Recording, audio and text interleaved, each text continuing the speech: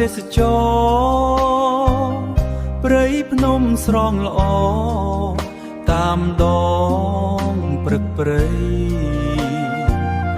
បានលងឋានសួ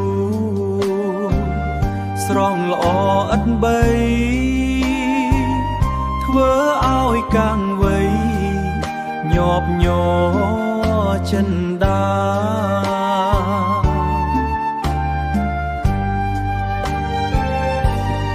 បឹងកនសែងខ្ញុំរែងអាឡ័យក្មេងចាំងប្រុងស្រីមកលេងកំសាន្តកូនមុំដួងចិត្តបំភ្លេចមិនបានជាទីសុខសា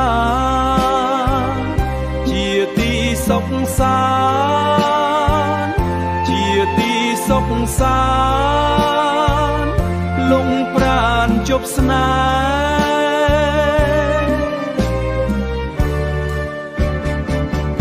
លួងលោមយាក់ឡោមប្រឡោមនេបនិតប្រលែងស្នេហ៍ស្និទ្ធដួងចិត្តភក្តីអូជុំជឿជាក់រៀមមិនក្បត់ថ្លៃស្នេហ៍ស្រីព្រឹកព្រៃសាំងសីក្តីស្នេហ៍បកកែវមៀបងរៀមសងជួបស្រីស្មោះស្មាំងលងសៃស្នេហ៍ស្រីឥតប្រែ